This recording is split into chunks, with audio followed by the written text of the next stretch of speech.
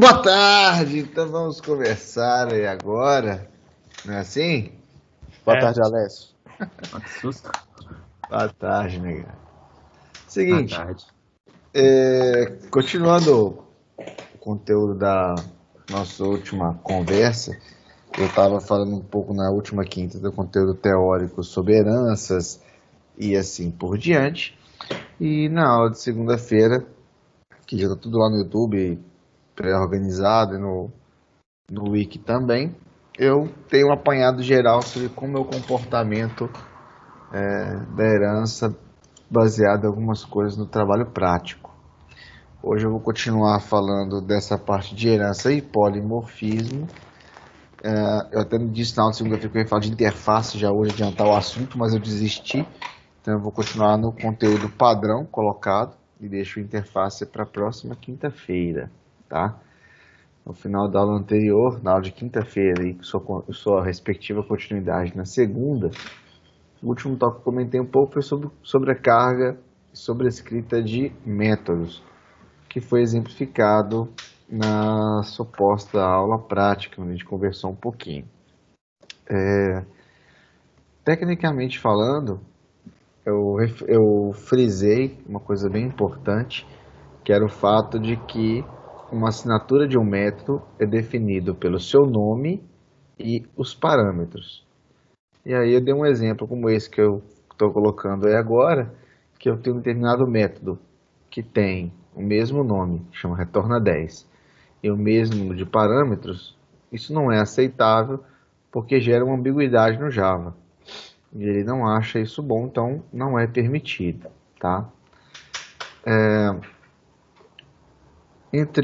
Nessa continuidade de métodos sobrescritos, de herança, onde eu citei as ideias da classe produto e livro, uma das formas importantes durante a sobrecarga, e que eu vou frisar novamente, é o fato de que, neste caso especial que vocês estão verificando, da classe produto, onde eu tenho uma função chamada imprimir, que coloca eventualmente o nome e o preço na tela, se eu sobreescrever o método imprimir, eu não faço nada que a função imprimir original fazia. Eu tenho uma sobrescrita, eu apago a original e faço uma nova. Mas se eu quiser permitir que o conteúdo da função original ainda seja executado, que é importante, e isso é super comum, a gente usa a palavra super como uma palavra reservada. Então, na classe livro, que estende produto, que já tem a função imprimir. Na função imprimir sobrescrita, eu posso chamar super.imprimir, fazendo com que seja executado o método da classe superclasse e depois da subclasse que fez a herança. O que normalmente é bem interessante, porque não é muito comum você sobrescrever um método de uma classe pai e apagar tudo que ele faz.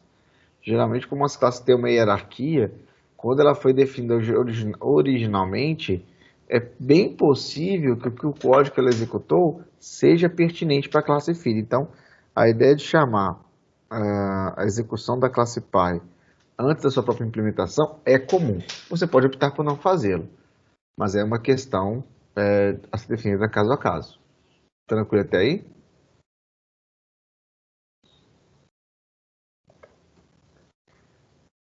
Tá. Bem no finalzinho da aula, eu fechei a aula falando um pouco sobre construtores, se não me falha a memória. Então aí eu tenho uma classe livre. Na mesma ideia de chamar a implementação de uma classe pai, quando eu faço a classe livre, ela tem um método construtor que tem 4 parâmetros. E aí, só que eu não tenho construtor com 2 parâmetros. Para chamar o construtor com 2 parâmetros, que quem define é a classe filha, a classe pai, na verdade, eu uso a palavra super, passamos para os correspondentes, eu posso executar o construtor que foi feito na outra classe. É a mesma ideia. Então, a palavra super ela é sempre utilizada para referenciar algum método, ação ou alguma coisa do gênero executado dentro da classe pai. Tá? Da mesma forma, a palavra this ela é utilizada para referenciar métodos que são da própria classe. Tá?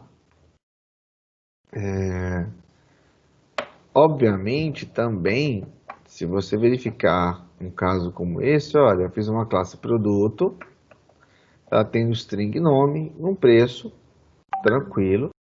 A classe produto, quando eu executo o construtor, ele coloca uma mensagem dizendo que foi feita a execução do construtor sem nome, e ele coloca o system out só para você definir qual foi o construtor que foi chamado, tá? Agora, de qualquer forma, mesmo que você não chame o construtor, aqui no caso, na classe produto, se você não chamar super com dois parâmetros, ele automaticamente vai colocar super com um parâmetro só. Por quê? Para construir um livro, eu tenho que construir um produto também, porque é uma herança, uma hierarquia. Então, na verdade, eu mantenho essa forma de organizar a fonte. Eu não posso criar um livro sem criar as premissas de um produto. Então, mesmo que eu não chame, se eu não tiver, nesse caso do produto, por exemplo, na classe livro, se eu não tivesse o super, implicitamente tem um super com parênteses vazio. Isso fica claro?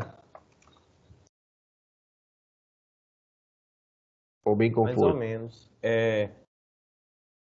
Na hora que você criar, mesmo você, igual ali no Public Livro, mesmo você colocando o nome, o preço, o autor e a página, mesmo se você não chamar o super com nome e preço, ele vai ter um super. Isso. É isso? Porque você chamou o consultor de livro que tem 4 parâmetros, correto? Correto. Supondo que você criou o livro, mas você tem que inicializar o consultor de produto.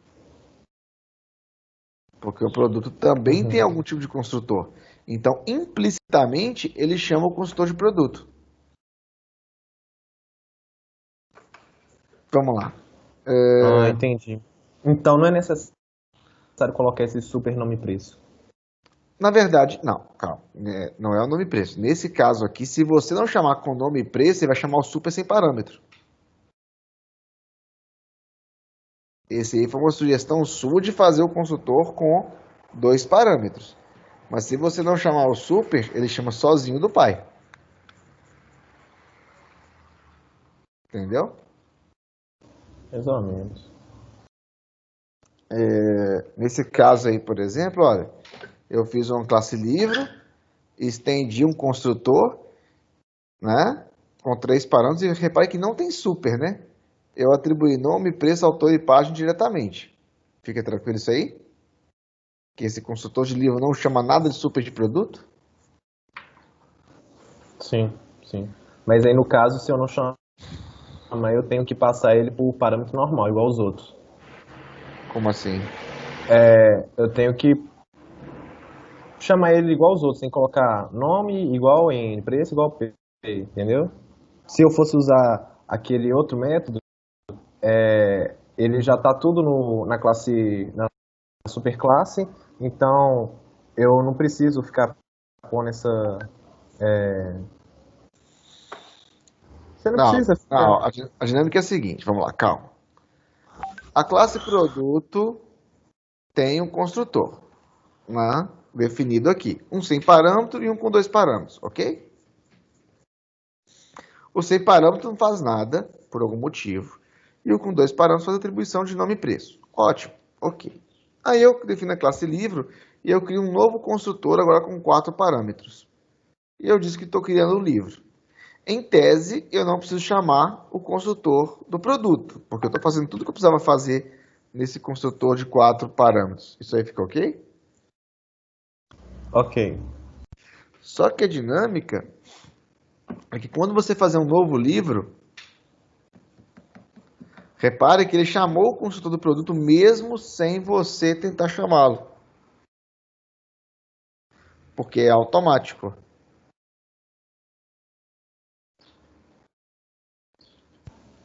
Entendi. Ou seja, quando você herda uma classe, assim como a ideia do Extend Object, o ToString, tem uma série de coisas que quando o construtor sem parâmetro, quando você cria uma classe em Java, se você não definir algumas coisas, o Java faz automaticamente para facilitar a implementação. Ou seja, eu tenho que pôr extend em toda vez que eu criar uma classe, pôr extend object? Não. Então, assim, por que que não? Para facilitar. Senão eu teria que escrever aquilo toda hora. E não é comum. Construtor vazio. Ah, se eu não tinha que fazer construtor nenhum porque não tinha nada especial, não vou fazer o construtor. O Java vê que não tem, faz um genérico lá. É para facilitar. Nesse caso especial, se eu falar que um livro estende um produto e eu fiz o construtor de livro, é provável que eu tenha que chamar algum construtor básico de produto, porque o livro, ele é um produto. Eu tenho que instanciar alguma coisa dele. Então, na verdade, o que o Java faz é, se você não fazer a chamada para a palavra super sem parâmetro, ele vai incluir sozinho essa chamada. Como foi o caso. O construtor de livro não chama nada do construtor de produto, mas implicitamente, se eu não definir nada, escrever nada, ele vai chamar o construtor sem parâmetro que põe criando o produto sem nome. E aí, na verdade, eu vou ter como consequência essa saída aí. Ok? Entendi. Todo mundo entendeu mais ou menos o que está rolando?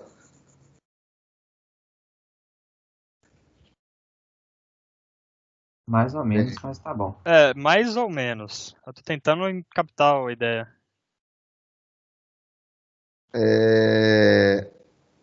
Porque qual seria um ponto que tem criado confusão? A própria chamada? O que está bem confuso aí? Como assim? Aí você está tentando colocar no lugar, porque alguma coisa não encaixou bem. Ah, em teoria eu entendi. Pra mim tá difícil a parte de chamada e tal. Não, você tem que. Acho que a explicação mais simples que eu posso fazer é a seguinte: eu vou criar uma classe carro, correto? Eu tenho aí um monte de definição dela. E aí eu estendo a classe carro e faço uma classe carro da Volkswagen, tá? No construtor do carro da Volkswagen, eu só vou fazer as coisas novas da Volkswagen, porque as coisas básicas de um construtor de carro não estão no construtor da classe carro, não é esperado. Ah, entendi. Saquei. Então, Você tem a, você tem a classe carro, mas aí o construtor carro da Volkswagen vai chamar essa classe, mas vai complementar com as características da Volkswagen. exato. Ah, saquei. Se você não fizer chamada alguma, ele vai chamar o construtor básico. Se você fazer uma chamada específica, ele vai respeitar a sua. Mas ele não pode deixar de chamar o construtor básico da classe que ele herdou, porque provavelmente lá tem alguma coisa que é necessário fazer. Entendeu? Saquei. Aham. Continuando. Peguei. Então, o construtor sem argumentos nesse caso, ele foi chamado implicitamente, olha lá. É como se mesmo se não escrevesse, o Java escrevesse a palavra super antes da primeira chamada. Ele é chamado implicitamente. Entendeu? Então, assim, na grande maioria das vezes, vocês vão se deparar que praticamente nunca o construtor sem parâmetro ele é privado ou ele é escondido. Praticamente toda e qualquer classe tem um construtor sem parâmetros para facilitar o processo automático do Java. Vai ser normal, vai acontecer de você fazer classe sem construtor vazio. Eu já fiz várias, é super comum. Mas quando você faz isso, você tem que tomar outros cuidados para que tudo corra bem. Por quê? Há uma série de processos automáticos que pressupõem a existência, por exemplo, desta função. Isso fica claro? Sim, sim. Bem. É igual a gente, praticamente toda variável que você vai chamar, você tem que colocar se ela é pública, privada, mas aí tem o caso que quando ela é sem nada, o próprio Java. Cara, eu entendi. Eu já aproveitar que ele travou ali, eu não entendi até agora esse trem de implícito. O implícito é quando você não chama e o Java automaticamente é como se ele injetasse uma coisa escrita em algo que você não escreveu. Vamos dar um exemplo. Aham. É a variável. Quando a gente usa variável, ela é friend, é amigo, né? Mesmo Não, sem você calma. colocar. Não é isso não, Samuel. Vamos lá. Implícito. Qual é o conceito de alguma coisa implícita? É alguma coisa que no português você usa, mas você não deixou claro que ela existe. Isso fica claro? O que é uma coisa implícita? Ok, sim. Ótimo. Vocês definiram classes e vocês viram comigo que se eu não criar um construtor numa classe, o Java cria um construtor vazio automaticamente. Isso você fica claro? Você lembra disso? Se eu fizer uma classe, fazer um monte de variável e não definir um construtor, o Java automaticamente coloca um construtor vazio. Ok. É um construtor implícito. Porque você não escreveu, o Java detectou que você não sabe que tem que ter um, vai lá e implicitamente coloca disponível para você. Ficou entendido o conceito de implícito? Acho que eu tô entendendo, porque Quando você faz uma classe, até hoje você nunca tinha feito extend object. Na aula passada eu mostrei que, na verdade, toda classe em Java, implicitamente, ela herda de object. Então, mesmo que você não coloque escrito, implicitamente o Java vai lá e coloca. Aí isso eu entendi. Agora eu percebi como que eu faço pra perceber isso, entendeu? Não, isso geralmente você não percebe, são regras mesmo. Está Ah, eu tenho que escrito, saber as regrinhas? são as regras. Não são tantas também não, mas são regras, entendeu? Aham, eu tenho que perceber a situação no final das contas, né? Se você não estender nada, cara, estende object, pronto. Nesse caso aí, por exemplo, se você herda uma classe, faz um construtor e não faz nenhuma chamada para super, com certeza vai ser chamado o construtor sem parâmetro da classe pai. Aham, Se você parênteses, não vai adiantar nada, porque já ia acontecer sozinho, entendeu? eu entendi. Dado esse exemplo aqui, por exemplo, esse exemplo, por exemplo, coisa redundante, né? Mas neste caso, que o construtor de livro faz uma chamada para super, chamando um construtor com dois parâmetros, ele não criaria a chamada de construtor vazio, porque você já fez a chamada de algum construtor da classe pai. Se eu não tivesse colocado super nome preço, é como se ele implicitamente escrevesse super, parênteses vazios, ponto e vírgula. Oh, Entendi essa parte ou ainda meio confuso? meio confusa, com certeza. Mas eu não tô entendendo essa seta, eu não tô entendendo a relação. Não, vamos lá. Livro estende produto, correto? Tá, ok, beleza. E aqui eu tenho a classe produto vazio, produto sozinho. Aham, Isso aqui é um construtor. Então, para construir o produto, põe new, produto, nome, produto chato, preço menos R$1. beleza. Isso é um construtor, correto? Ok. Aí eu fiz que livro estende produto. Esse construtor está disponível? Está. Se eu fizer new livro com dois parâmetros, ele vai chamar esse construtor do produto e não do livro. Porque o método é público. Ficou claro ou não? Ficou. Os métodos da classe filha não estão disponíveis na classe pai? Não é isso? Ah, Falado de herança? Aquilo que você define na classe pai, o método de string foi feito em object. Então eu posso chamar automaticamente qualquer classe que herda. aham, sim. Ok. Então, assim como aqueles métodos, esse construtor de produto, ele está disponível em livro. Sim, Então, mesmo se eu não fazer construtor nenhum, eu tenho o construtor com dois parâmetros, com nome e preço. Ele está disponível na classe livro. Ok? ok. Só que aí eu fui lá e fiz um construtor de livro com 4 parâmetros, que é mais um. Então eu tenho o construtor vazio, talvez, possivelmente está definido aí dentro. Eu tenho com 2 parâmetros feito em produto. E eu tenho com 4 parâmetros feito em livro. Então eu tenho 3 formas de criar a classe livro. Fica claro? Ok. Nesse caso, o que acontece? Você concorda que o jeito mais simplório é que no lugar de super nome preço, que é o que está aqui, eu poderia copiar e colar esse fonte aqui embaixo e colocar no lugar de super e falar que nome, guarda em nome, preço, guarda em preço, autor e página em página. Pera aí, não entendi o que você falou. Eu esperava isso, não? Calma, é esperado, é uma possibilidade.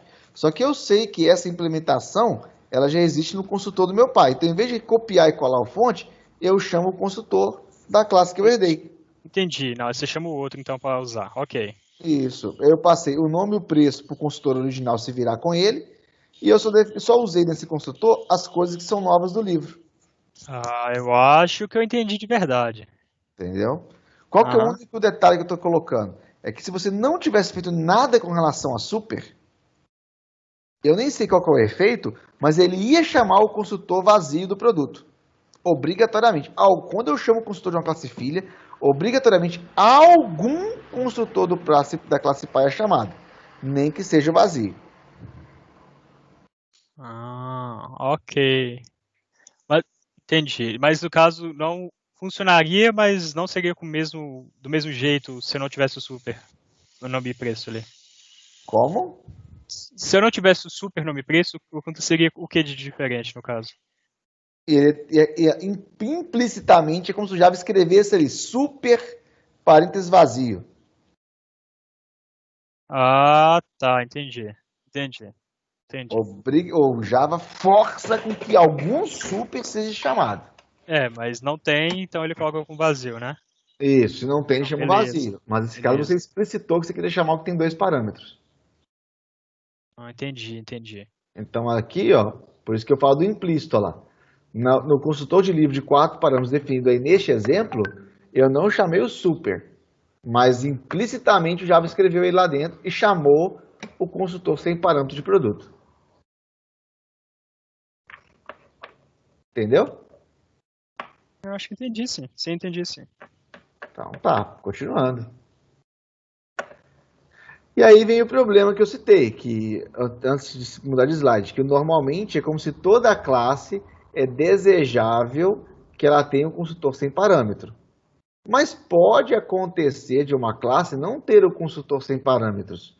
Como eu já até fiz um exemplo com vocês na aula prática, dizendo que a classe conta talvez só possa ter construtor com o número da conta passado, que talvez a classe cliente só pode ser criada com o CPF, é uma escolha.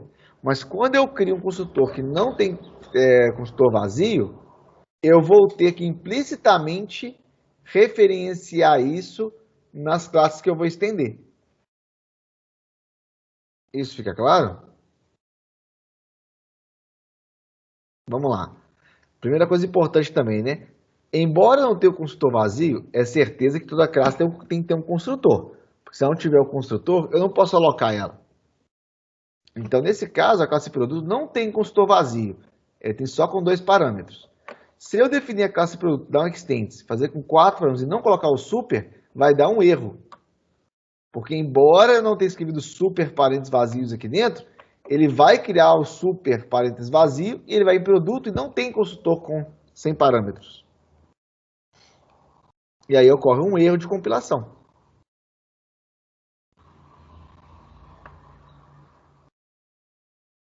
Sim ou não? O quê? O quê? Outra porra. Todo mundo entende que na definição desse slide na classe produto não existe construtor sem parâmetros. Foi deixado claro que só tem o construtor com dois parâmetros, correto? Então eu nunca Sim. posso dar new produto parênteses fechado. Ah, ok. Não pode.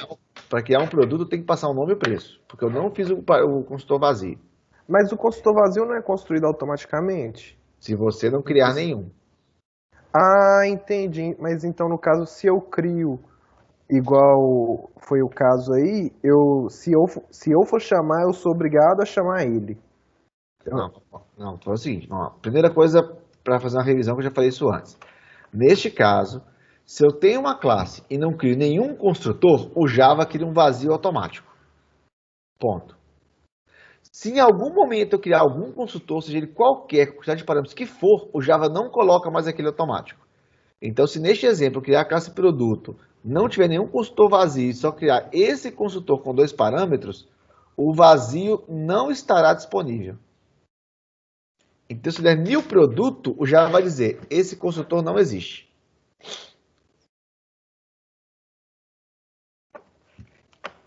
Claro ou não? Claro. Ao mesmo tempo, supondo que esse construtor não existe, estou até abrindo a Twitch para você dar uma olhada aqui.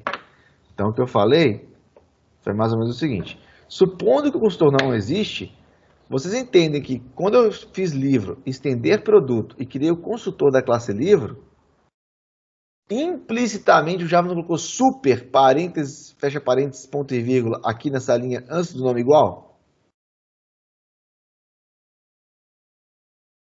Sim? Todo mundo tem. Sim, sim. Só que aí, quando ele chamar um new produto, que é o super desse cara, esse super não existe. Porque quando eu criei a classe produto, eu não permiti criar produto sem parâmetro. Ah, saquei, saquei. Aí o super não tem nenhum parâmetro. Isso, ele não existe. Então, eu teria obrigatoriamente que escrever um super com 2 parênteses aqui, senão nunca vai funcionar. Entendi. A herança da classe.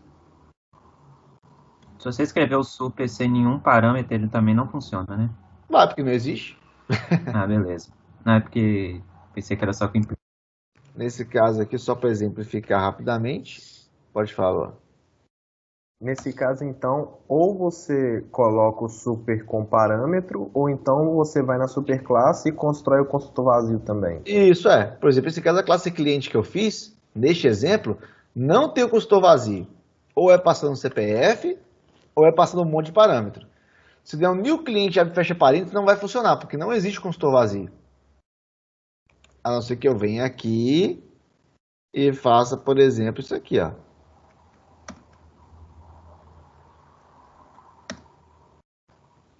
Agora o vazio está disponível. Ou então, no caso onde não tem um construtor vazio e você criou outro construtor, você é obrigado a escrever que tem o super, né? Porque a classe não vai conseguir criar ele sozinho porque não tem um outro. Isso, exato, exato. Entendi.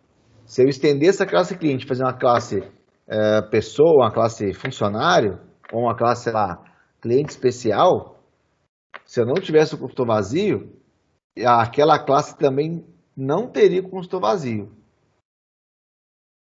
Ou eu posso colocar, mas implicitamente eu teria que chamar algum construtor desse cliente aqui.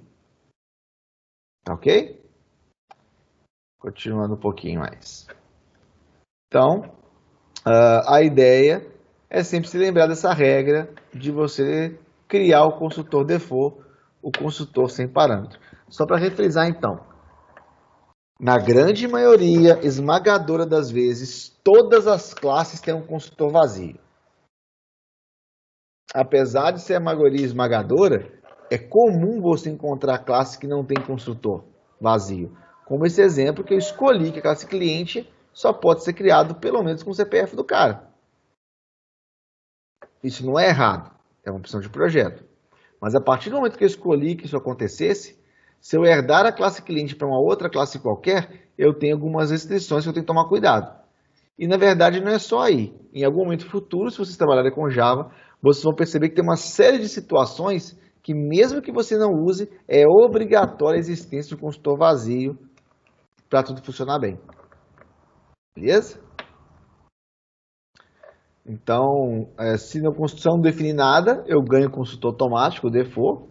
Se eu definir qualquer construtor, eu não vou ganhar mais aquele default, tá? E se eu construir um construtor em uma classe chamada, eu sempre vou chamar a superclasse daquela classe. E uma pessoa, naquele caso, não possuiria um construtor sem parâmetro.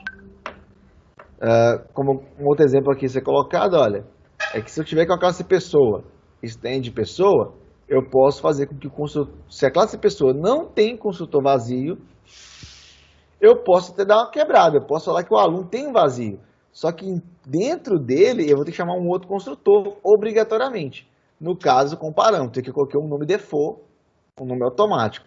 Se eu criar um aluno e não tiver nada, eu vou falar que a pessoa tem um nome sem nome. Mas caso contrário, não funcionaria esse tipo de abordagem. Isso aí fica ok? Ok. Bem, continuando a nossa conversa, nossos caminhos sobre heranças, polimorfismos, composições e contemplações de classe, você vai usar a herança quando uma classe representar um subtipo de outra classe. E eu tenho uma construção de família de tipos, que é uma hierarquia, uma taxonomia. Nós fazemos isso em todo o momento das nossas vidas. Você fala, televisão é de uma marca, mas ali a televisão é um tipo que chama eletrônico. Eletrônico é um tipo de produto. Então essa hierarquia de construção de conceitos você já usa naturalmente. Você só tem que representar essa mesma hierarquia sua. Rafael? Eu posso usar então herança quando eu tiver famílias de objetos, composições do tipo E1.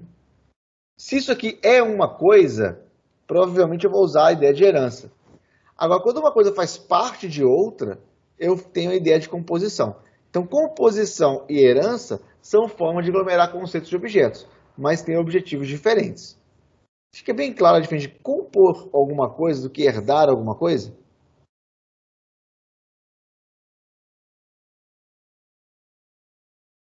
Hein? Ficou. Isso era para ser tranquilo, mas é bom reforçar, porque quando vocês criam objetos com na disciplina, repara que toda hora eu falo isso. O controller, ele tem um view ou ele é um view? A conta tem uma pessoa, ela tem um cliente ou ela é um cliente? Então, essas perguntas é que vão nortear a construção de um software e dos seus objetos. Tá? Então, nesse caso aí, olha só, eu tenho uma classe lista, tá? Que é uma lista de coisas. E aí eu tenho os métodos adicionar, obter e remover. Correto? O que é uma pilha? Alguém sabe a diferença? Isso é uma coisa que vocês vão ver provavelmente no semestre que vem com mais detalhes, inclusive com o Luciano. O que é uma pilha? Alguém sabe o que é uma pilha de coisas? É um monte de coisa. Qual é o conceito de uma pilha? Aliás, qual é o conceito de uma lista? Um conjunto de coisas. Que você pode tirar, colocar onde você quiser, mexer na ordem e assim por diante, não é? Isso. E uma pilha? Um monte de coisa em cima da outra. Uma coisa em cima da outra. E qual que é a diferença da pilha para a lista? A lista se organiza aí que você quer. A pilha, pra você mexer, você tem que ir tirando de cima até embaixo. Exatamente. A principal diferença de uma pilha para uma lista é que a pilha, o último que entra é o primeiro que sai. Você sempre pega o topo da pilha. Você não pode tirar. Para você chegar na metade da pilha, você tem que tirar todo mundo para chegar nele, não é assim? E só para brincar mais um pouco, e qual que é a diferença da pilha para a fila? Que a fila... Você só troca de lugar as posições, não precisa, tipo, remover um por um para chegar na posição. Qual que é a diferença de uma pilha de pratos para uma fila de pratos? Um tá vertical e o outro horizontal. Ó, tem sentido. Nenhum, é.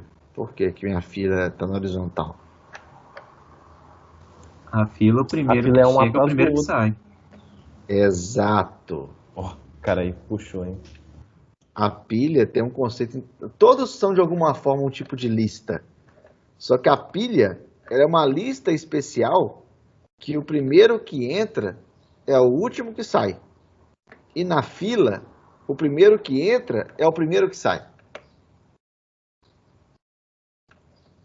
Mas, no fundo, são listas mais restritas. Porque se na lista eu posso pôr tudo em qualquer lugar, na fila e na pilha eu tenho um formato diferente. Agora a pergunta é, então, nessa questão de composição e herança, a pilha, ela é uma lista, ela estende uma lista, ou a pilha pode ter uma lista dentro? É isso que eu queria saber. É isso que eu tô te perguntando. Vixe, A Que pilha você tem uma acha? lista? Vamos lá, pessoal. Eu parece que é expliquei. tipo, a pilha estende pra lista, né? Sei, eu chutaria sim. Tá? Essa é uma discussão que nessa disciplina ela é importante porque ela não tem a ver com programação. Ela tem que ver com o seu conceito de mundo, os objetos que você cria. Para você fazer, tivesse uma enquete aqui, abrir uma enquete aqui nessa. Acho que nem tem, né? Se Eu tivesse, acho que ia ser tem. legal. Mas a pilha tem a lista, quer ver? Só tem levantarzinho a mão. Tem Vamos enquete lá. sim. Tem, não, só tem levantar a mãozinha, eu acho. O Helder faz. Não sei como. Eu acho que o Helder Não, fez ele usa RNP, ele usa no outro software, não? Não, ele usou aqui no Teams. Eu acho que é no outro aplicativo, sem ser nesse aqui. Eu acho que é naquele que a gente inicia nos trem lá. Ah, tá bom. Não tem problema não. Mas é pra ser só uma brincadeira. Mas vamos lá. A lista. Você acha que uma pilha ela é uma lista? Ou você acha que uma pilha tem uma lista dentro? Justifique sua resposta.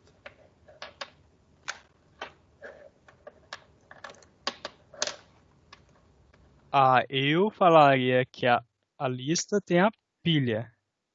A lista tem uma pilha. É, não, por Eu aí. falaria o contrário, não? Não, pera, agora não faz muito sentido isso aí não, mano. Faz sentido se a pilha tem a lista. Então vamos lá, vamos às perguntas. Quem concorda ou quem acha que a pilha é uma lista? É um tipo de Cara, eu tô lista, achando eu que a pilha é acho. uma lista, é isso aí, mas se eu Eu tiver acho que errado. que a pilha é um tipo de lista. Vamos lá, Arthur. Já que você falou que uma pilha é uma lista, por que a pilha é uma lista? Quem que falou isso? O Arthur levantou a mão ali. Amém, mano. Eu acho que a pilha é uma lista porque o mesmo conteúdo que está na lista pode estar na pilha, só que a forma de manusear o conteúdo é diferente. Mas aí vamos fazer agora uma seguinte jogada, tá? Qual que é a definição de uma lista? Se você falasse, me dá uma definição rápida de uma lista, quais seriam as frases que você usaria? Agrupamento de componentes seria. Beleza, um agrupamento de coisas, mas a sua lista de convidados é o quê? Que isso é uma lista, vamos pensar em lista, gente, uma lista normal, esquece computação. Uma lista de coisas que você comprou. Se você está fazendo uma lista, qual que é a grande vantagem da lista? Retirar o que eu quero na hora que eu quiser. Colocar o que quer. Exato. Na lista, você pode tirar, colocar na ordem que você quiser, colocar um no meio, tirar. Não é assim que é verdade? Uhum. Tipo, imagine se a fila do banco fosse uma lista uma lista para entrar no banco fosse uma lista. Oh, desculpa. Se a fila para entrar no banco, para entrar no restaurante fosse uma lista. Qual que é o problema? Todo mundo entra e sai a hora que quer. Se eu quiser entrar no meio da lista, eu posso. Não é verdade? Sim. E a fila tem uma regra específica que só pode entrar no final da fila. E só pode sair o primeiro da fila. Na pilha, só pode entrar no final da pilha, no topo da pilha, e só pode sair quem está no topo da pilha. Não essas são as regras? Então, baseado nessas regras, será que uma pilha é uma lista? Não é não, né? Vocês vão ter que concordar comigo que não, porque eu estou contradizendo o conceito de lista. Uma lista é um objeto que eu posso colocar coisas no meio e mexer na ordem. Aí eu falo, pilha é uma lista, só que a pilha não pode mexer. É uma lista que eu não posso mexer na ordem. Faz sentido isso? Não faz sentido. Aí seria meio que. Faz, não? A da Não. pilha, não é? Tanto a pilha quanto. Vamos lá. Porque a pilha você não pode mexer na ordem da. Vou dar outro exemplo. Um mamífero é um animal que mama quando nasce. Correto? Então a ave também é um mamífero, só que ela é um mamífero que não mama quando nasce. Você aceitar essa frase? Como? O mamífero é um animal que precisa de amamentar na mãe quando nasce. Ok. A ave é um mamífero que não mama na mãe quando nasce. Aham. A ave é um mamífero? Erradíssimo. Não Não. pode, porque é requisito para ser mamífero Mamar. mamar. Isso, como é que eu falo que você é uma, mas você não mama? Então você é outra coisa, mas mamífero você não é. Então eu não posso dizer que a ave é um mamífero. Isso fica claro? Não, sim, fica. Então, esse conceito de extends, de herança, quando uma classe herda da outra, ele pode até restringir um pouquinho, mas eu não posso fugir do conceito da minha classe mãe. Senão fica controverso. Entendeu o que eu falei agora há pouco?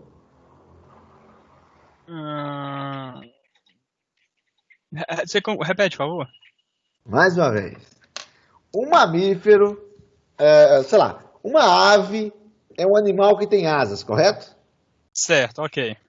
O homem é uma ave que não tem asa. Errado. Não, Eu não posso falar que o homem é uma ave, porque requisito de ser ave, ter asas. Ok, sim, claro, ok. Se eu sou um homem e falar que eu sou uma ave sem asas, pô, então eu não sou uma ave. Não. Na verdade, eu até entendo que no português a gente possa criar esse mecanismo de exceção. Mas não é correto. Eu poderia criar uma nova classe que divide em ave e em homem, mas é um requisito de uma classe ter aquilo. Então, se eu cortei, não é possível. Entendeu? Eu posso Entendi. adicionar coisas, mas eu não posso cortar a regra base. Senão eu quebro toda a minha hierarquia de pensamento. Entendido? Entendido. Entendido. Por isso que no primeiro momento eu não posso dizer que uma pilha estende uma lista. Porque a lista já pressupõe que eu posso pôr em qualquer ordem. Eu venho com a pilha e falo, não, a pilha não pode. Então você não é uma lista. Claro que essa discussão que eu estou fazendo com vocês é uma discussão muito sentimental, né? Cada um tem a sua visão de mundo, os seus conceitos. Alguém pode brigar e falar que pode. Não existe muito certo e errado. Existe escolha de projeto baseado nos objetos que você está criando. Agora, se eu escolher que a minha lista estende uma lista, se eu escolher que a minha pilha estende uma lista, beleza. A pergunta é, será que alguém que pegar o nome pilha e estende lista vai gostar dessa ideia? Se a maioria das pessoas do mundo não concordam com isso, ninguém vai usar a sua classe. Porque ela não respeita o normal de conhecimento das pessoas. Ficou claro isso aí? Ok. É mesmo quando o cara inventar um celular, o cara inventa um super celular. Qual que é a diferença dele? É que eu tenho que usar ele debaixo d'água. Mano, o celular pode ser em qualquer lugar. Não, o meu é só debaixo d'água. No ar não funciona. Não, Mas ele cumpriu o requisito de ser um celular? não. Não, pera. Nossa, eu realmente. É viagem. Mas tipo assim, a pilha tem uma lista, mas ela não é uma lista. Calma, não, calma. São opções. Nós já concordamos no primeiro momento que a pilha não é uma lista, correto? Ok, sim, com certeza. Mas apesar disso, eu posso criar uma pilha e ter dentro da pilha uma lista e gerenciar a lista como se fosse uma pilha.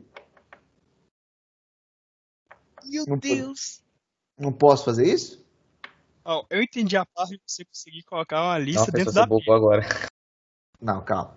Eu estou dizendo o seguinte. Se eu já sei que a lista não é uma pilha, beleza, tá tranquilo. Mas eu tenho pronto a ideia de lista. Tá pronta a ideia, os métodos para inserir, remover, tá tudo pronto lá. Entendeu? Eu quero fazer uma pilha. Ou eu vou ter que reimplementar tudo da pilha. Mas repare que fazer uma lista, fazer uma pilha, nada mais é do que criar uma lista, não disponibilizar esses 3 métodos que é adicionar, obter e remover, criar um método empilha. Mas quando eu empilho, o que eu faço? Eu pego um objeto e coloco aonde? Adiciono no final da pilha. E quando eu vou desempilhar, eu removo, eu obtenho do início da pilha. E removo, né?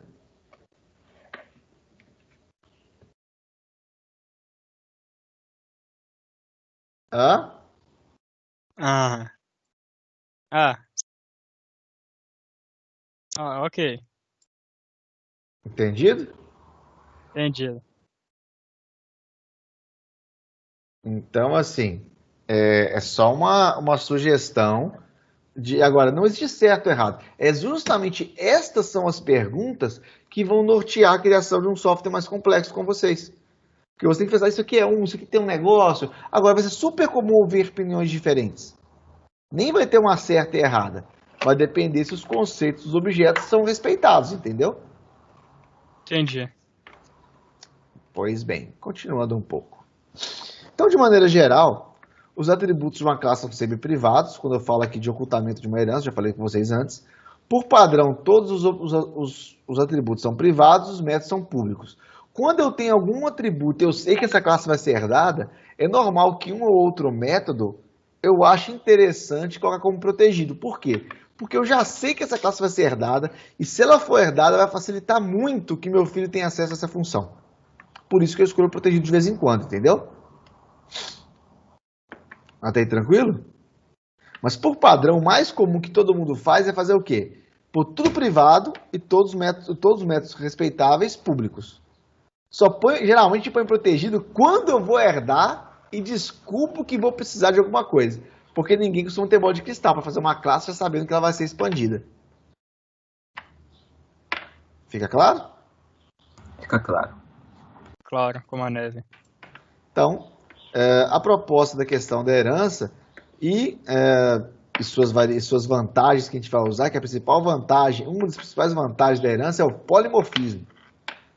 Que eu vou falar com vocês do polimorfismo. É a vantagem de que eu posso usar uma classe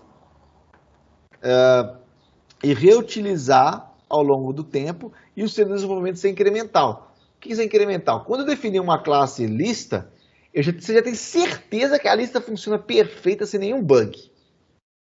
É muito mais fácil eu pegar ela e fazer uma pilha só trocando o nome dos métodos do que eu reimplementar tudo de novo e correr risco de errar. Então, o máximo de objetos prontos que eu utilizar facilita e reduz a chance de eu errar em alguma implementação. Porque é natural do ser humano implementar e errar. Isso aí fica claro? Ok. Bem, tô pensando como é que eu vou fazer isso aqui. Deixa eu ver se eu falo isso aqui de uma vez. Final. Marcação tardia. Acho que eu até já adiantei para vocês. Tá, vamos lá. Vou falar do final aqui. Deixa eu falar do final. Beleza. Existe um marcador importante no Java que é o final. Tá? O que o final faz? Tá? Em vários aspectos. É uma palavra-chave, é uma palavra usada em várias situações. Você pode criar int final x. O que você entenderia, sem falar nada de Java, né? Int x é o que? Uma variável, correto? Correto. Se eu falar int final x igual a 5, o que você leria dessa frase? Que o valor final de Que o valor x é final 5. de x é 5. Você nunca pode trocar. Ah, saquei. Então, se sem querer no fonte você atribuir alguma coisa a x, não compila. Ah, saquei. Fica claro? Essa é a ideia de Isso. final. Mas, A gente chama isso de constante em outras linguagens de programação. Ah, tá. Por isso que de vez em quando dá um erro lá falando can be final. Sei. Fala variável, pode ser final, hein? Ah, tá. Agora Ele tem- sugere. Ele não é erro. Ele sugere. sugere. Isso. Se você pegar uma variável, atribuir somente uma vez e não atribuir de novo, a ideia acha, nossa, ninguém mexeu nessa variável. Fala que ela é final de uma vez, pra você não fazer cagada. Porque quando você Saquei. declara como final, se ela nunca vai ser mexida, é só um apelido para um valor, é uma forma de você se precaver e não deixar que você, sem querer, atribua alguma coisa a ela. Tipo, se você quiser salvar o valor de pi. Aí- Esse é o mais clássico, é esse. Ah, sem saber, então deu exemplo mais claro. Esse é o mais clássico. Todo livro tem isso lá. Você declara constante pi 3.14. Aí você usou pi no programa inteiro. Um dia você quer colocar mais 5 casas decimais. Você vai lá e você coloca mais 5 casas decimais no pi, todo o programa usa o pi com o mesmo valor. Mas como o pi é um valor imutável, se sem querer você mudar o valor do pi, o fonte não compila e fala, essa variável não pode ter seu valor alterado, somente uma vez. Mas é apenas essa funcionalidade do Final? Não tem outra, não? Tem mais algumas ali, mas essa é uma das mais legais. E é bem comum, tá? Tipo, você faz um software maior, uma classe muito grande, aí você não quer impedir que o cara mexa nela, tem algumas situações que é bem relevante. Mas eu vou falar nela, por exemplo, em herança. Uma classe pode ser final, um método pode ser final. Então eu acabei de dar o exemplo do atributo final, correto? De uma variável. Até aí tranquilo? Agora, uma classe final, public final class, blá blá blá, é uma classe que nunca pode ser herdada. Eu posso deixar claro que essa classe é proibida de ser herdada, usando o final. Fica claro isso aí? Porque todo objeto no Java pode ser herdado e expansível. Agora, se eu quiser proibir por algum motivo, eu posso tacar um final lá e proibir de ser herdado. Da mesma forma, o que seria um método final? Alguém tem uma criatividade? O que seria um método final? Alterar um dado é alterar seu valor. Eu uso o final, não posso alterar o valor. Alterar uma classe é herdar ela e dar um novo comportamento. Se eu pôr um final, eu não posso herdar. Quando que eu altero uma função? Vamos lá, negado. Tá fácil. Quem errar vai tomar uma bicuda. Quando que você altera uma função? Falamos hoje, falamos semana passada. No construtor? Quase. Mas eu falo de função, qualquer função. Quando que eu altero uma função? Tem como eu alterar uma função pronta? Tem. Quando? Tem.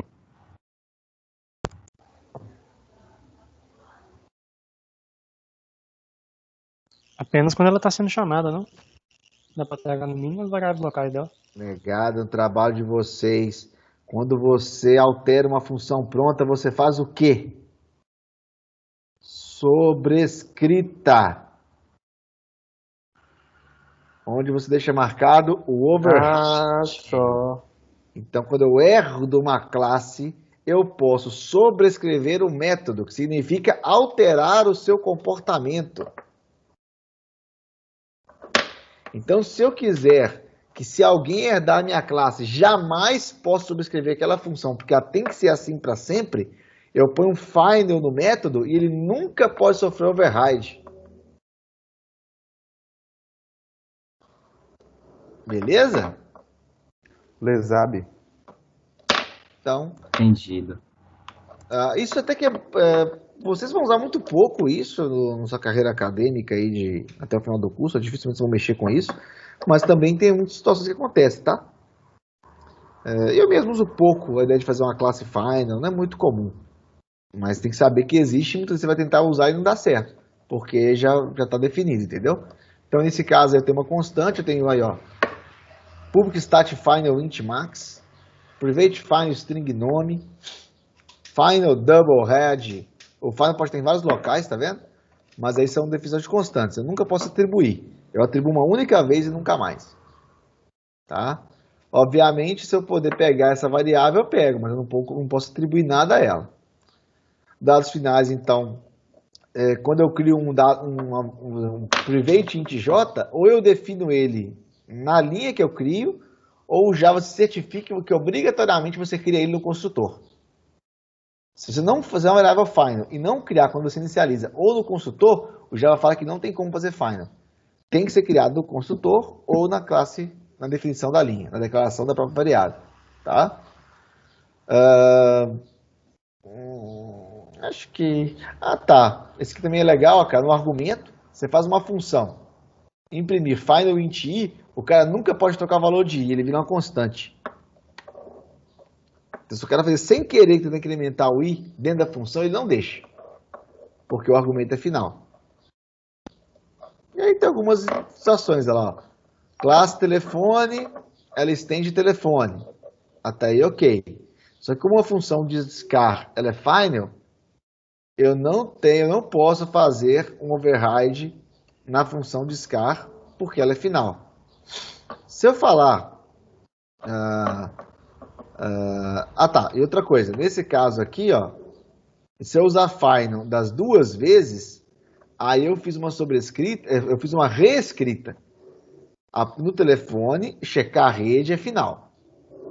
Mas se eu fazer outra função, checar a rede, com o mesmo assinatura, mas dizer que ela também é final, o Java encara que são funções completamente diferentes.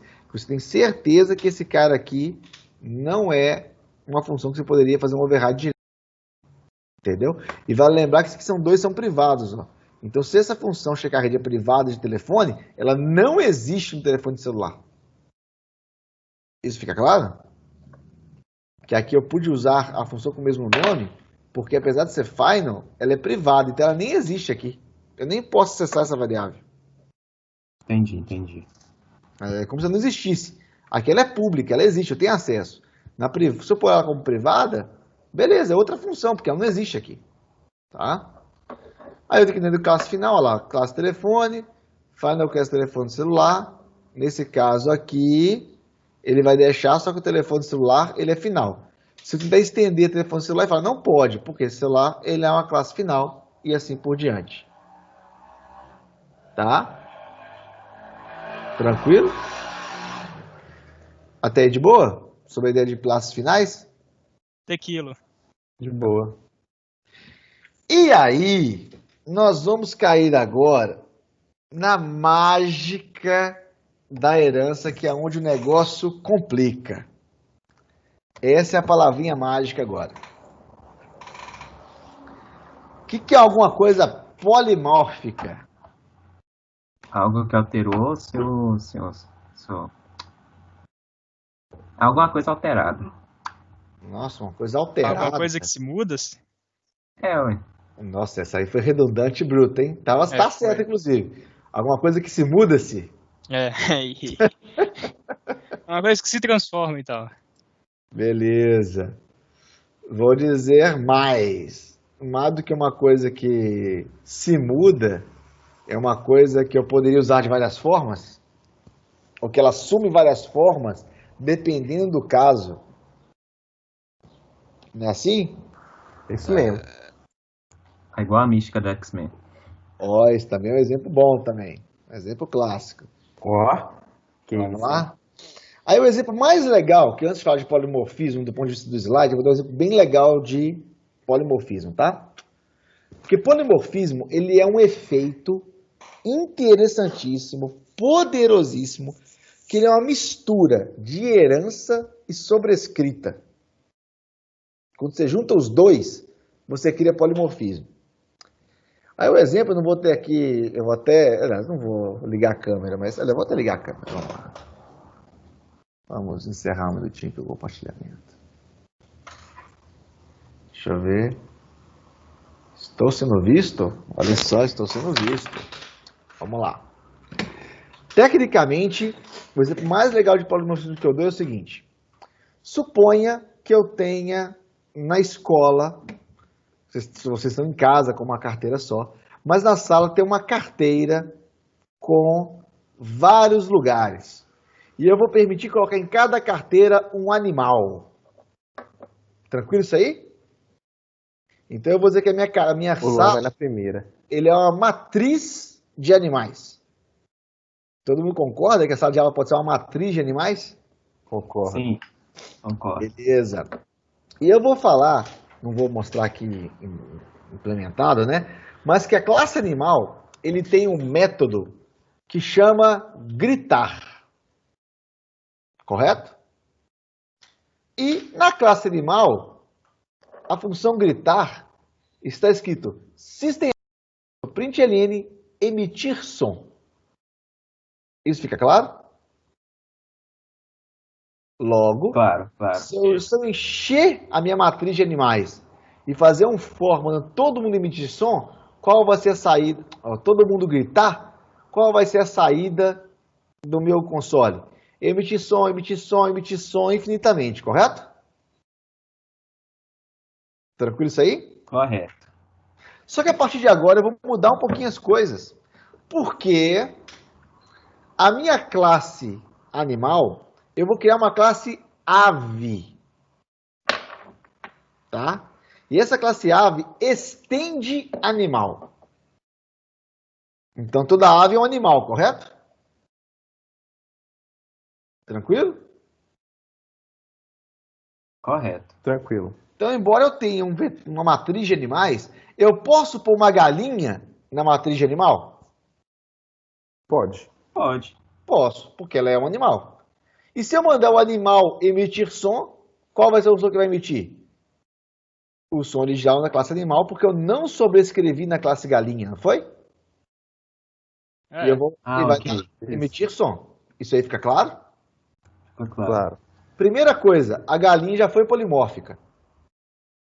Porque tem hora que ela é galinha e tem hora que ela é animal. Fica claro o primeiro rascunho de polimorfismo? Ela é uma galinha, mas está no vetor de animais. Eu falei, Ok. animal emita som. Eu não sei se é uma galinha, Então vai emitir o som de animal, não de galinha.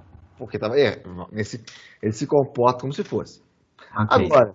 Agora, eu vou criar, nesse caso aqui agora, uma classe de cachorro que herda de animal e eu faço a sobrescrita do método que é au.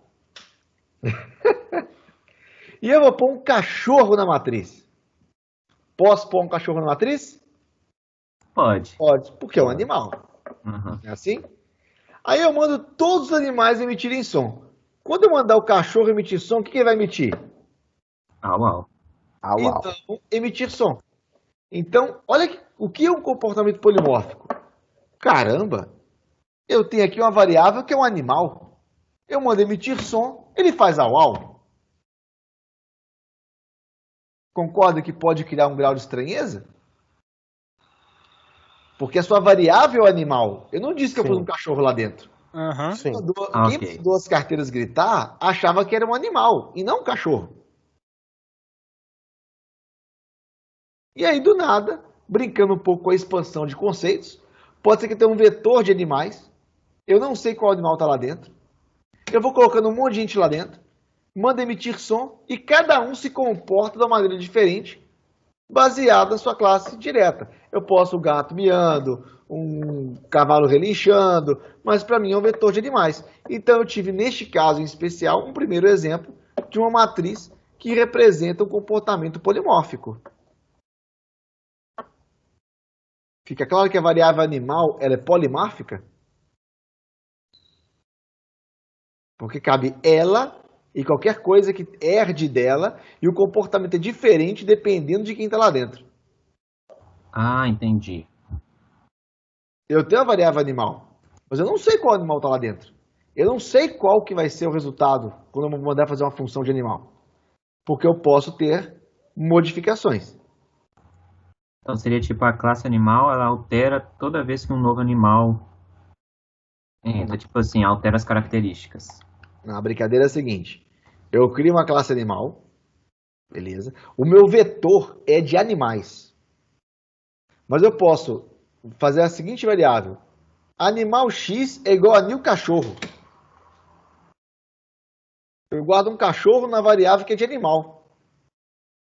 Ok, Isso fica claro? fica claro. Claro que isso é válido se esse cachorro estender animal, né? Tem que ser do tipo E1. Aí eu tenho uma variável, que a minha variável é animal X. Eu mando x.gritar e ele fala au. É esperado? Não. Houve um efeito de polimorfismo. Porque aquela variável se comporta de acordo com quem está lá dentro. Fica claro isso aí? Fica claro. Então, essa é uma primeira intuição sobre o comportamento polimórfico. Vamos agora à parte mais direta, né? Então, polimorfismo, que vem do grego poli mais morfos, que vem chamar de múltiplas formas. Agora tem que compartilhar aqui o slide, né? Tô aqui todo me movimentando, montando expressão, Faz né? parte, faz parte. Então, seguindo aí, ó, a casca, então, poli vem do grego poli mais morfos, que seria múltiplas formas. A característica de O no qual se admite o tratamento idêntico a objetos diferentes, porque eu tenho objetos diferentes, que é um cachorro e uma ave, mas eu trato tudo como se fosse um animal. Então, apesar de eu dar o mesmo tratamento para objetos que não são iguais, mas têm relações semelhantes. Em outras palavras, onde uma classe base é esperada, eu aceito qualquer subclasse, como a gente falou aqui agora há pouco no nosso exemplo. Tá? Seguindo nessa história, aí eu tenho um exemplo de outro exemplo clássico, que é um pente, né? Isso aí eu tenho algumas formas no meu desenho. Eu posso criar uma classe forma, não poderia? A minha classe forma pode ser um quadrado, uma estrela, um círculo. Mas para colocar tudo na tela, não é um vetor de formas? Então eu vou criar aqui uma classe forma que tem uma função desenhar que escreve forma dentro dela. Só que aí o círculo, ele estende forma, só que em vez de desenhar uma forma, o círculo desenha o quê? O círculo. E o quadrado e o triângulo vão fazendo extensões de forma assim, sequencial, tranquilamente, cada um com a sua característica. Mas a brincadeira é, quando eu faço agora um aplicativo de desenhos, ele não recebe um círculo, ele recebe para desenhar na tela um vetor de forma. E ele pega todas as formas e manda desenhar. Fica claro que agora o meu vetor de formas, em nenhuma posição tem um círculo, na outra tem uma forma, na outra tem um quadrado, na outra tem um triângulo. Eu trato tudo como forma e na hora de desenhar acontece o comportamento primeiramente polimórfico, porque eu vou desenhar as formas, mas cada um se desenha de um jeito. Tranquilo isso aí? Na teoria? Tranquilo. Tá mais ou menos tranquilo, tá entendível aí. É entendível. A teoria tá entendível. Vai piorar. Agora é prática. Beleza. Tá. Algumas coisas de polimorfismo vocês já usaram comigo um pouquinho. Vamos falar alguns conceitos. Primeiro, nesse caso aqui, eu tenho um círculo que eu atribuo a um círculo, correto? Uma atribuição normal. E eu mando desenhar o círculo. Agora, no forma, quando eu pego por forma e eu guardo um quadrado numa forma, eu tenho um efeito que eu chamo de upcasting, que em português bem frio seria o quê? Um casting, que é o quê? Uma conversão com o quê? De um nível para cima. Então, um quadrado também é uma forma. Fica claro? O que é um Claro. upcasting? Vocês já fizeram um downcasting ou um casting? Já. Já. A maioria já. Ou pelo menos viu e deu errado. Né? Sim. Onde vocês fizeram um cache, um downcast esses dias aí para trás?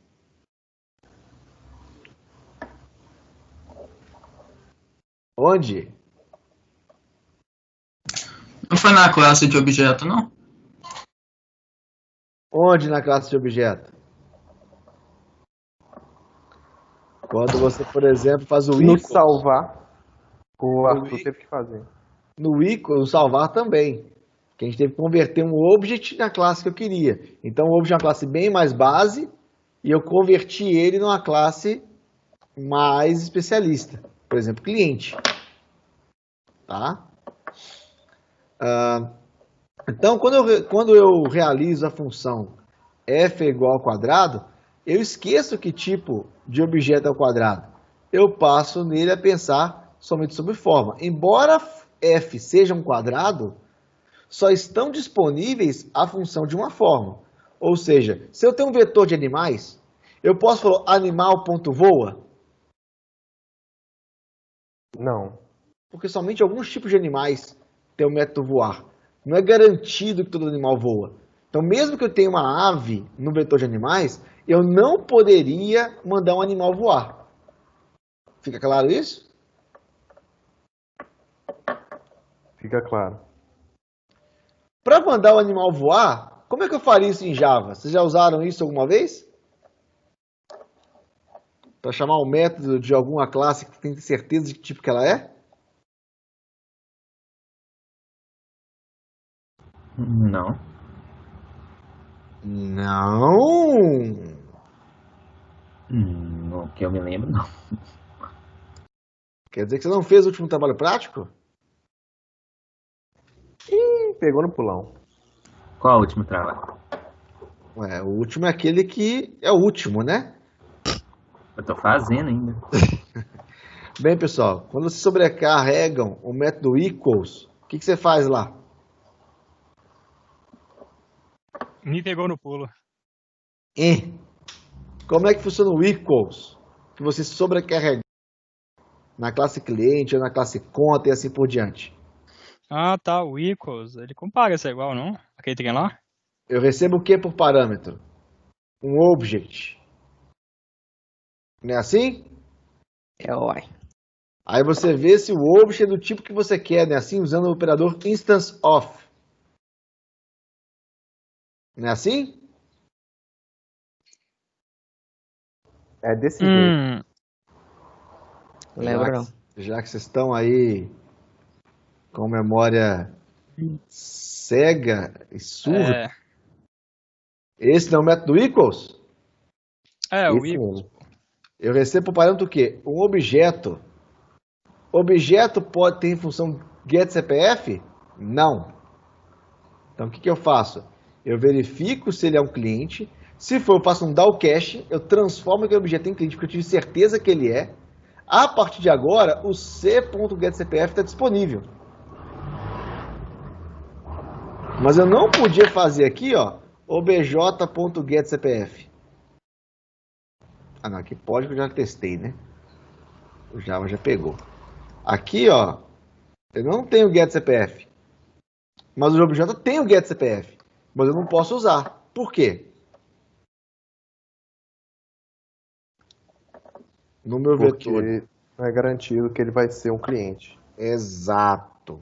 Se eu tenho um vetor de animais, eu não posso voar, porque eu não tenho certeza que todos voam. Mas eu posso verificar se algum deles é do tipo ave, e se for do tipo ave, eu posso converter. Ó, então, agora que eu vi que é uma ave, eu vou transformar você numa ave, e agora eu posso chamar a função voar. Eu fiz um Você cache. pode ser mais específico ainda, tipo assim, você verifica se é uma ave e você verifica se essa ave ela é uma ave que voa. Não é igual um Pode, pinguim. tem como. Aí no caso você teria que ter um objeto mais específico dentro dele ou você consegue identificar pelo método? Eu posso ver se é instância of pinguim. Você pode distanciar pelo próprio método também, não pode? Como assim no próprio método? Não, por Pelo- exemplo, eu vou dar um exemplo, tá? Não, tá certo, tá Porque certo. toda, Não, toda eu que ave. viajei. Eu que Não, viajei. é porque Porque, toda ave tem asa, mas nem toda ave voa, né? pô, no caso, então, dentro da a classe ave, seria uma superclasse da classe galinha, papagaio. Isso, Aham, pinguim e assim entendi. por diante. Agora, se eu falar que toda ave voa e você estender a ave e fazer pinguim, você teria que falar o método, essa ave não voa. Porque se você disser que tem método voar, vai ter que funcionar. Entendi. Entendeu? Então, tá. Então, beleza.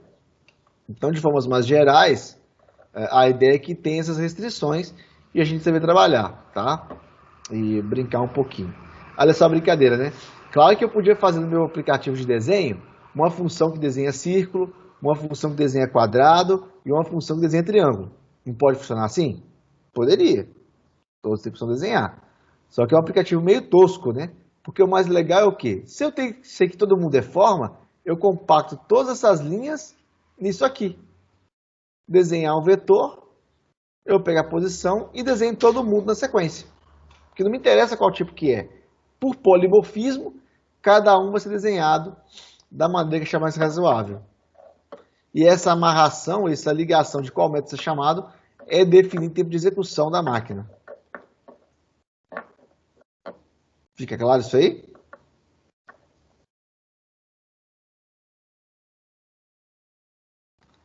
Bem, Claro. Eu não vou. Esse restinho da aula aqui, vocês já têm o slide disponível, mas é cá, vocês vão ver que o resto ele vai falar justamente de alguns benefícios do polimorfismo, vai falar da classe Obj, que eu já falei com vocês na aula prática, já tem a aula gravada para vocês aí, falando de Obj, do toString, das funções. Então, quem quiser dar uma lida, eu já falei desse conteúdo muito para trás. E aí vocês podem somente dar uma olhadinha de como ele explica esse material, como é que é feito. Eu inverti um pouco para fazer a implementação. Fechado isso aí? E aí, qual que é o nosso problema que vai entrar hoje online, nosso complemento para o nosso trabalho prático? Aonde vai entrar polimorfismo no nosso sistema de banco? Hein? Aonde vai entrar polimorfismo no nosso sistema de banco?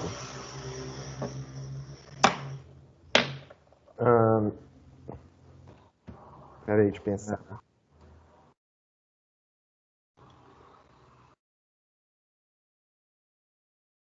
Olha só, vamos começar brincando rápido. O seu banco guarda contas, não é assim? Isso. Só que nós vamos mudar, porque a partir de agora eu vou ter conta poupança, correto? E eu vou ter um outro tipo de conta que vai ser conta corrente. Sem ter mudo. Qual que é a diferença de conta corrente para conta poupança? Alguém sabe? A corrente tem um limite especial. Sim. E a poupança tem um rendimento. Então, eu posso falar aqui, ó, só para simplificar, eu vou tirar tudo de conta e vou dizer que conta corrente extende o quê? Conta. Beleza? E conta poupança, na verdade, também faz o quê? Extende conta, não é assim? Isso. E nesse caso, vamos começar com tudo vazio. Eu pedi no trabalho prático que tivesse um tipo conta, não é verdade? Na conta bancária tem um tipo de conta. Isso. A conta tem que ter tipo agora? Não, porque o tipo já é a própria classe. Então eu posso sumir com o tipo conta. Tipo conta não é mais uma variável útil. Correto? Correto. Não é a variável mais útil. E na conta corrente, ou até na verdade, eu vou até fazer o seguinte, tá? Eu vou até prever um negócio. Na conta, eu vou criar a variável tipo conta, mas ela não tem set nem get. Tá? Eu não posso criar uma conta passando o tipo mais. Quem é que pode dizer que uma conta é do tipo conta corrente?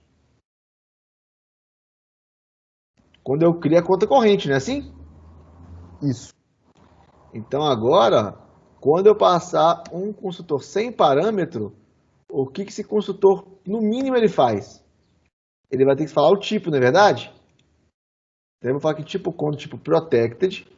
Se ela fosse private, e eu tivesse aqui no conta com tipo conta, eu não teria acesso a ela, não é verdade? Aqui só o tipo, não é variável. Eu vou pegar o tipo conta, vou definir como protegido, protected, tipo conta. E quando eu criar a conta corrente, eu vou fazer o quê? Tipo conta é igual a tipo conta, conta corrente. Nenhum outro lugar vai poder trocar essa variável. Somente quando eu criei a conta corrente, entendeu? Isso fica claro ou não? Claro. Se eu quiser Nesse caso fazer aí assim, também já podia usar um final, né? Que a conta não vai ser alterada. poderia. Nesse caso, eu poderia escolher sim. Agora, uma coisa interessante. O que é a função sacar? A conta pode fazer sacar? Pode. O sacar eu vou fazer bem simplesinho, então. Nesse caso aqui. Porque na conta, tem limite na conta genérica? Na conta não, né? Não. Então eu vou pegar o limite e somente conta corrente tem limite. Conta poupança não tem. Beleza? Só que a conta, então, não posso ter limite aqui. Opa, eu não tenho nada a ver com limite quando eu faço uma conta normal. Tudo de limite aqui some, porque conta é genérico. E quando eu faço um saque, eu faço o quê? Opa, sacar de uma conta normal é o quê? Verificar o If, saldo, se for possível. if Tá. saldo menor do que o quê? Eu tenho que falar a quantidade que eu vou sacar, né? Doble saque. Se saldo for maior do que o saque, eu faço o quê? Eu faço Retorna true. saldo E o saldo é menos o menos saque. igual saque e retorno true.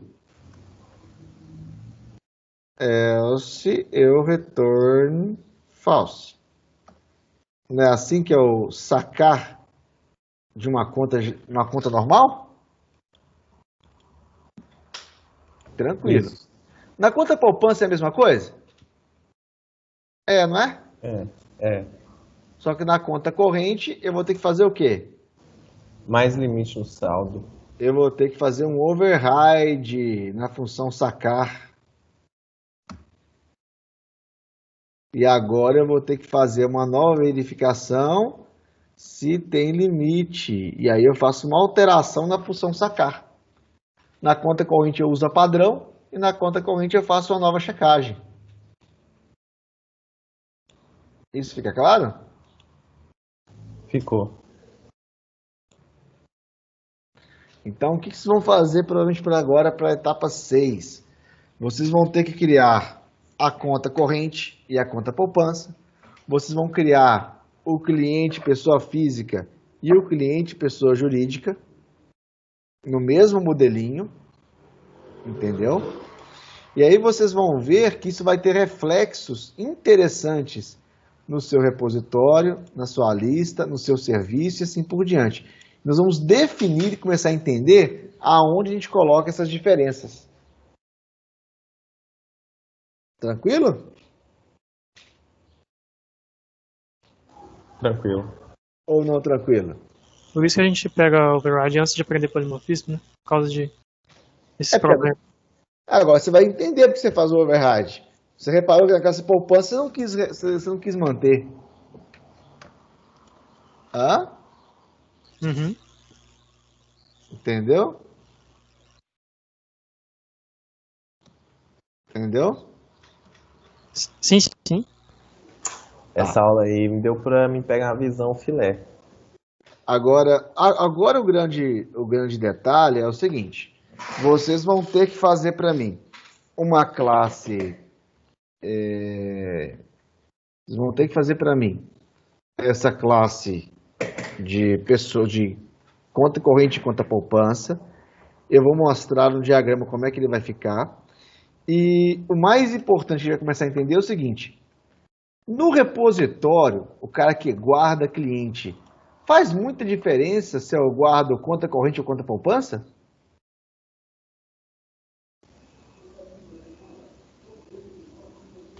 Acho que não. Se você vê os métodos que são usados aqui, nunca eu referenciei alguma coisa específica de cliente ou de conta. Então, no fundo, eu posso usar o mesmo.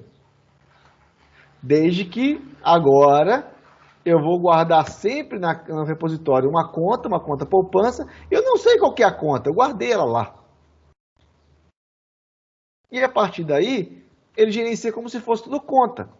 Porque do tipo é 1. Eu vou usar polimorfismo, que eu guardei um vetor de clientes. Não sei qual tipo de cliente que é. Eu guardei um vetor de contas, não tem qual conta que é. Na cliente, por exemplo, eu citei que no equals eu guardava um CPF, não era? Só que agora eu tenho que cliente pessoa física é CPF. Cliente pessoa jurídica é o quê? CNPJ, né? CNPJ. Uhum. Só que essa classe, ela é praticamente igual para tudo, não é?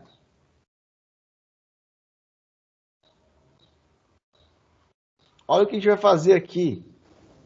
Eu vou definir uma classe cliente PJ, tá? Vou refatorar ela. Então, vou fazer Ctrl+C, Ctrl+V, porque é mais fácil, tá? Vou fazer aqui uma classe pessoa física. Beleza? Qual que é a situação? É que o cliente, normal, ele não tem CPF e não é verdade que o cliente tem sexo, não é verdade? Eu nem posso dizer que o cliente tem nascimento. Seria verdadeiro isso? Porque pessoa física tem Pode ser nascimento. Pessoa física tem, mas jurídica não. Então, por exemplo, tipo sexo, na verdade, é um problema de pessoa física. Então, a classe cliente aqui, ó, eu vou sumir com esse cara porque não é comum aos dois.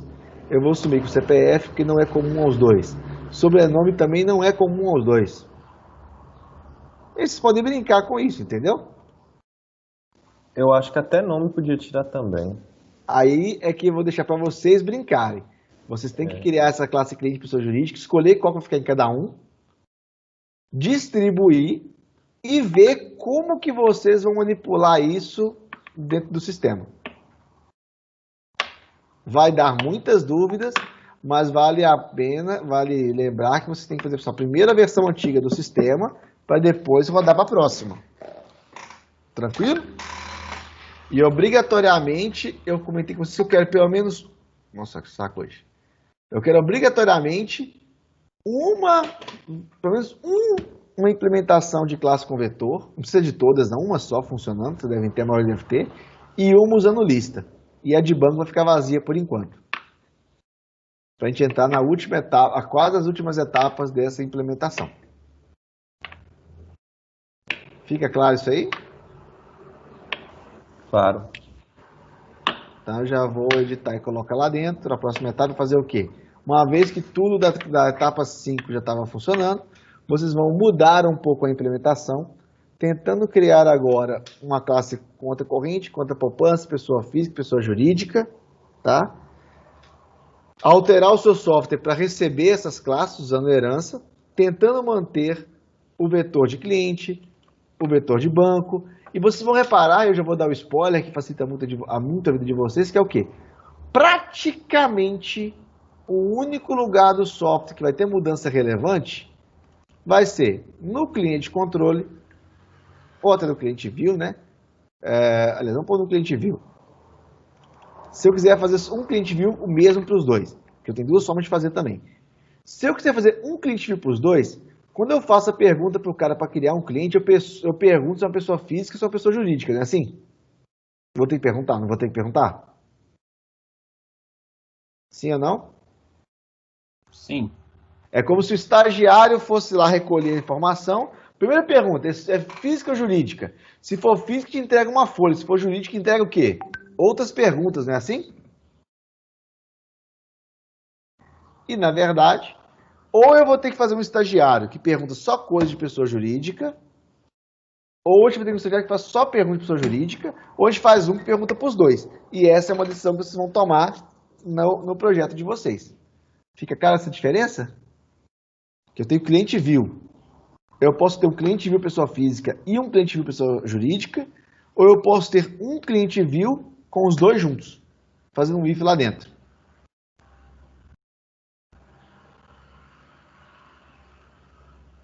Claro ou não claro?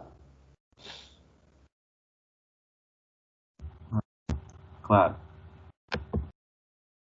Então, em tese, encerramos por aqui hoje.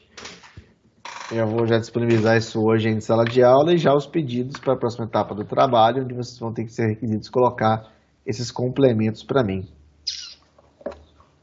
Estamos entendidos? Vale lembrar, eu estou acompanhando o Git, tem muita gente que não está comitando nada. Eu tô atrasado, realmente eu tô atrasado, mas eu tô fazendo. Atrasado é uma coisa, tem gente com um negócio muito vazio. Aí o cara tá vendo as aulas, aí o que acontece? Eu vi que o cara tá aqui na aula online. Eu vi que ele não checou nenhuma vez no YouTube, que o vídeo do YouTube tem lá 5 visitas. Aí eu vi que o cara não comitou nada no Git. Depois o cara vai chorar e falar que o ensino remoto é ruim. Mas ele não tentou fazer uso de nada. Seja bom.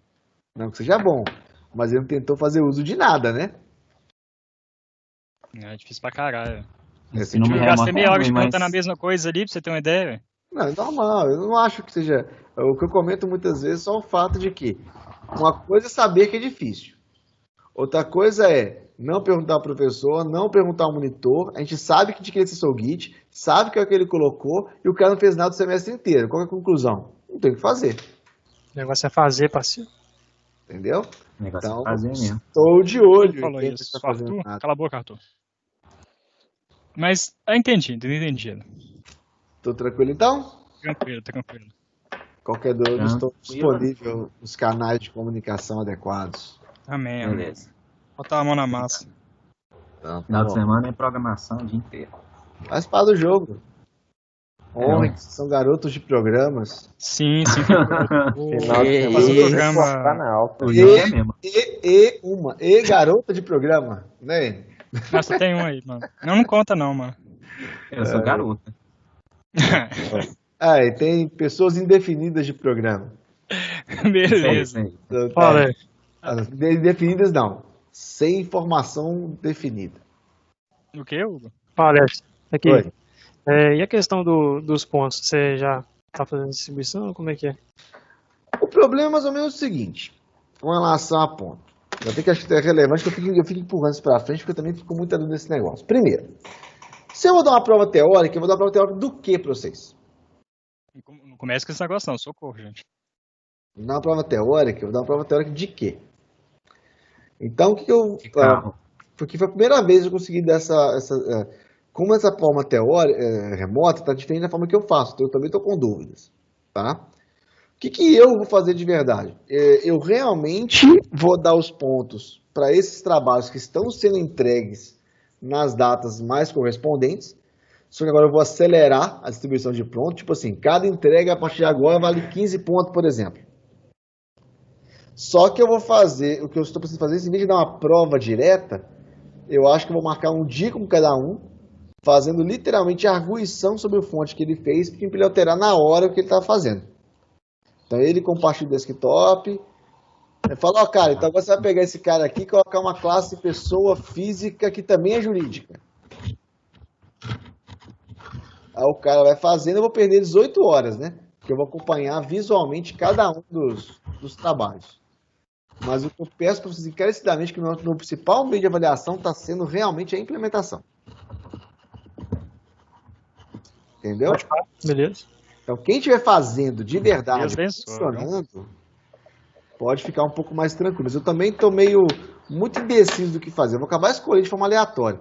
Mas, de qualquer forma, vai ser baseado nas entregas. Então, quem está com dúvida, não consegue, cara, pede ajuda. Ou para mim, ou para o monitor, mas peça e faça. Aquele que está calado e não faz porque, nada... tipo, Que isso? Caiu. O Luan ia esbravejar tanto que foi derrubado. Luan morreu.